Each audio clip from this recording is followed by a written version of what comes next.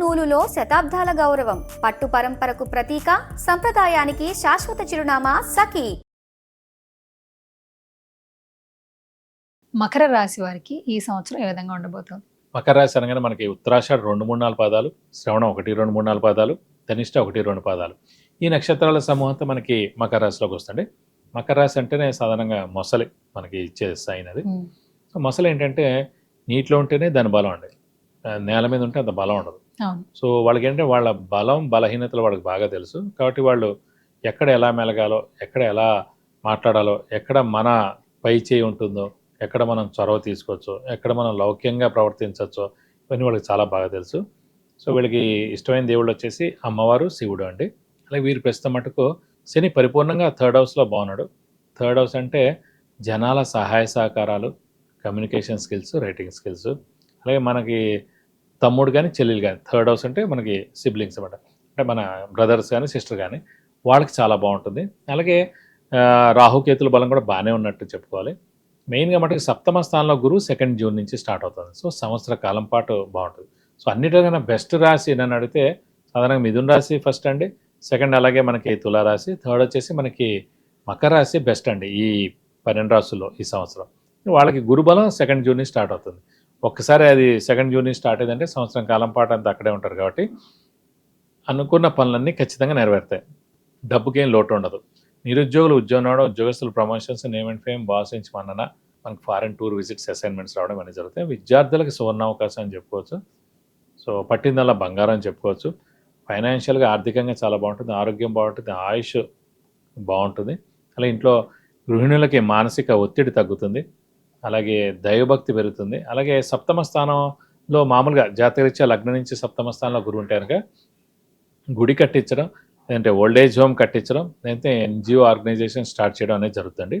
So చాలామంది అవి చేయలేని వాళ్ళు ఎవరైతే ఉన్నారో ప్రస్తుతం గోచారిత్య సప్తమ స్థానంలో మకర రాశి వాళ్ళకి వచ్చింది. కాబట్టి ఈ సంవత్సరం గుడి కట్టించడం కానీ, ఓల్డేజ్ హోమ్ స్టార్ట్ చేయడం కానీ, లేదంటే ఎన్జిఓ ఆర్గనైజేషన్ స్టార్ట్ చేయడం కానీ, లేదంటే దానికి సహాయ సహకారాలు చేయడం అనేది జరుగుతుంది. అలాగే తీర్థయాత్రలు చేస్తారు, గురువులు దర్శిస్తారు, గురువు యొక్క బ్లెస్సింగ్స్ పొందుతారు, వాహన యోగం ఉంటుంది. అలాగే మెయిన్గా బంగారం కొనడం ఇవన్నీ కూడా జరుగుతాయని చెప్పుకోవచ్చు.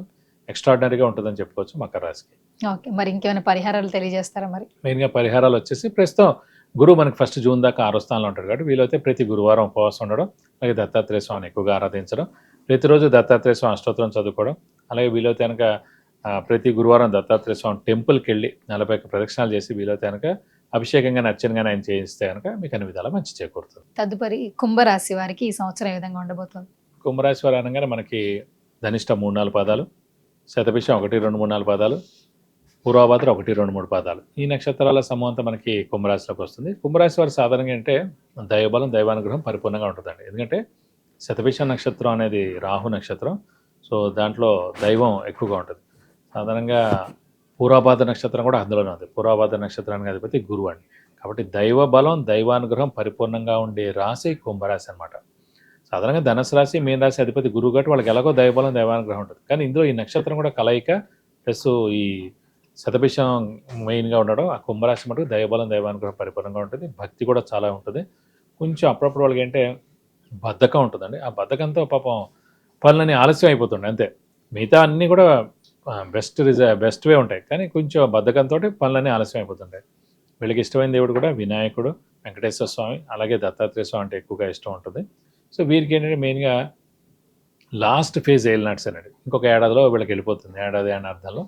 సో వీళ్ళకి వెళ్ళిపోతూ మేలు చేస్తున్నమాట. అది ఉద్యోగం విషయం అవ్వచ్చు, వివాహం విషయం అవ్వచ్చు, సంతానం విషయం అవ్వచ్చు, ఆర్థికం అవ్వచ్చు, అనారోగ్యం ఉన్న వాళ్ళకి అనారోగ్యం పోయి ఆరోగ్యం బాగుండడం జరగచ్చు. అలాగే వ్యాపారం పాపం ఇన్నాళ్ళు గడ్డు కాలం నడుస్తుంది, వ్యాపారస్తులు బాగా నష్టాలు చవి చూస్తుంటారు ఈ 6 ఏళ్లలో ఏలినాటి సినిమాలని. వాళ్ళకు కూడా ఇది బెస్ట్ రిజల్ట్ ఇవ్వచ్చు. ఎందుకంటే ఇందాక కూడా చెప్పుకున్నాం, మన సొంతింటిని మనం ఎలా అయితే నిప్పు అంటించుకోం, ఏలినాటి శని నడుస్తుంది కాబట్టి కుంభరాశికి దాని అధిపతి శని. ఇప్పుడు చూసి జాగ్రత్తగా చేస్తాడు. సరిగ్గా ఉండి నీతి నిజాయితీగా బెస్ట్గా అల్టిమేట్గా ఉన్న వాడికి ఏ ప్రాబ్లం చేయడండి శని.